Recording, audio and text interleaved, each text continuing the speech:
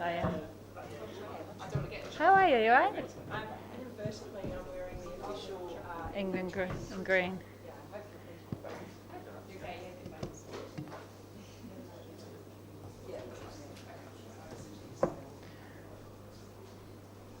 Do you know? Right?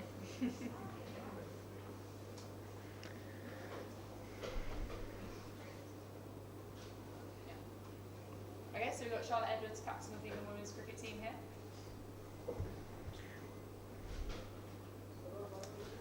Lottie, 2009 semi-final against Australia was one of the finest games of 2020 cricket arguably ever played. I mean, what do you remember of that, and how important do you think it is that the women put on a good show this time around to really showcase where the sport is at the moment?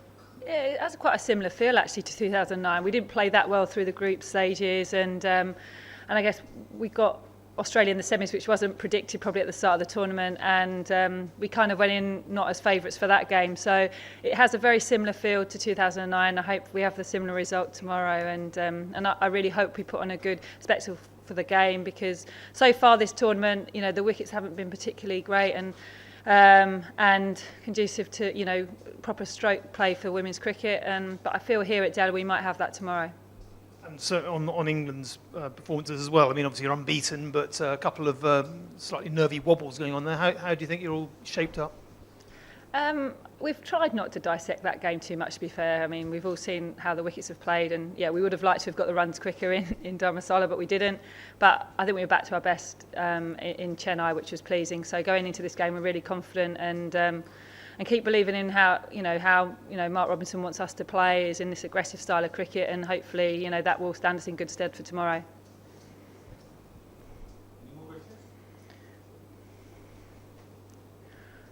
Charlotte, there's been a marked change in the England batting approach after Mark Robinson has taken over. Can you give us an insight into the dressing room, how different the atmosphere is under him? He's come in and he's obviously got his own take on women's cricket, and he wants us to be more aggressive. He's asked more of me at the top of the order, and obviously put me in with Tammy Beaumont, who's done brilliantly. So he's very relaxed, but very focused. Wants us very focused in terms of training. Yeah, it's a really good environment. I think we're getting better and we're growing as a team. Every single game we're playing under him. Yeah, and you know, the two coaches with him as well, Ali Maiden and Ian Salisbury, have been brilliant. So they're quite a calming influence around the group. They've taken a lot of pressure off me, which has been fantastic, and hopefully that's definitely shown in my cricket. Meg was in before, and she said it's been interesting having played a foreign against some of the girls in the women's BBL. What's your guys' perspective from that? Does it sort of blur the lines a little bit between friends and enemies? Yeah, frenemies, I think, now, aren't we? Look, I think it's been brilliant for our players to go out and experience playing in Australia, and, like you say, with a lot of the Australian girls. So I think we've gained a lot from that experience. I think it has been a long winter, but I think there's more gains probably from our point of view.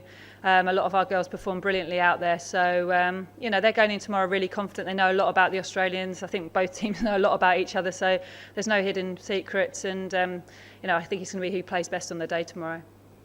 Charlotte, there's obviously a lot more attention on the women's game. You've just announced a new title sponsor for this Super League coming up. How important is it for English cricket to get a win, not only against Australia, but go on and win this tournament, I guess, to try and give the whole game a bit of a boost when you get back home? Yeah, I think look, we want to win this tournament, absolutely, but I think the great thing around this side at the moment, we're not putting too much pressure on ourselves. I think if there's one thing we learned from the summer, a great learning from that was the fact that you know, we had to deal with the expectation. We didn't deal with it particularly well, but I think this group is now dealing with it. And like I say, Australia are favourites for tomorrow, and I think we've kind of taken a little bit of pressure off ourselves, and hopefully, you know, that will help us going into that game. And in terms of the Kia Super League, fantastic announcement, and it's great to think that many of these players in the World Cup will be playing in England this next summer, and you know, we're all looking forward to that event.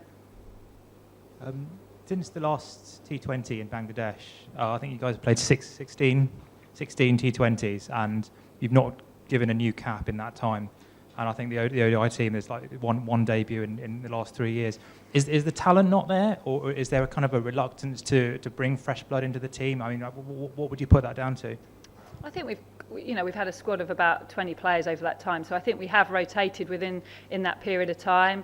But we've also, these girls are 19, 20 years of age, and like we wanted to give them a run. And Tammy Beaumont's probably a good example of that. You know, she's now coming into her own, and you know, with a new coaching staff, she's really we're seeing the potential that she showed probably 2 or 3 years ago. So there is depth there, but your best players, and you know we've stuck with a 18 strong squad over that period of time.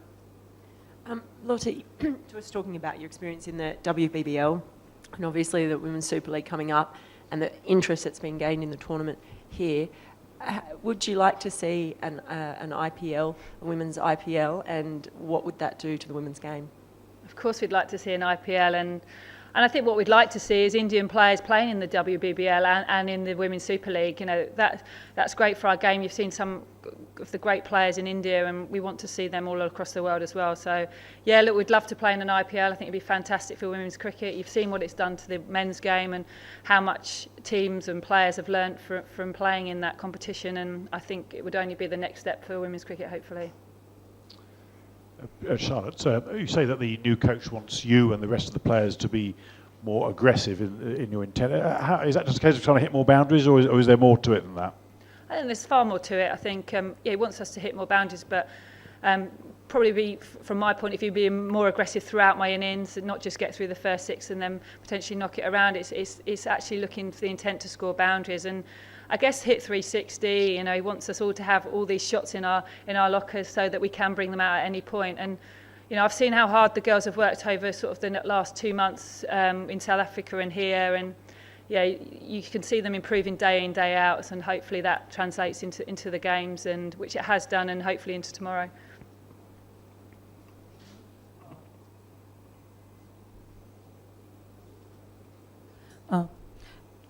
Australia are favourites. You've been unbeaten in the tournament so far, and the two teams do have a history between you.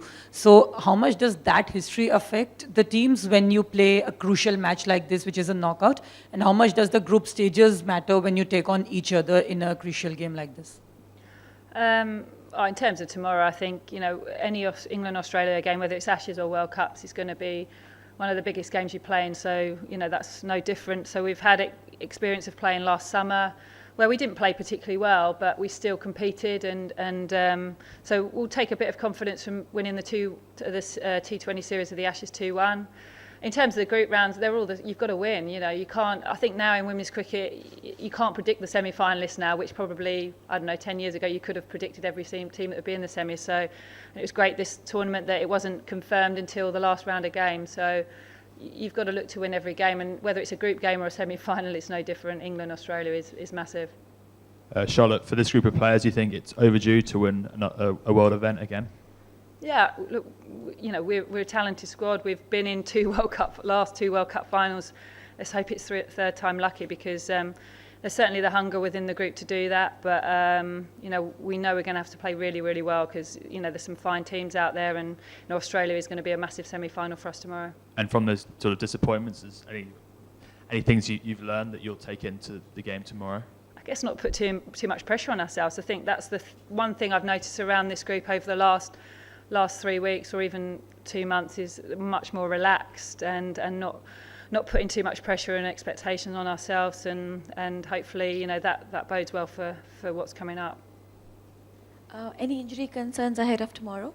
No, we're all fully fit. Heather Knight's fit and over a sickness bug.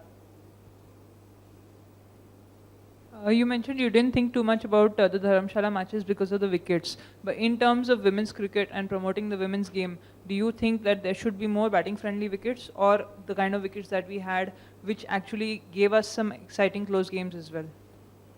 I think you want a bit more in the wickets than what there was up in Dharamshala. I mean, you know, you can't have 18 overs of spin, which happened up there. You know, there's got to be something in for the seamers, and so yeah, that's what we'd like to have seen. And I think from what I hear, the Delhi wicket probably, you know, has got a bit in for bat and ball.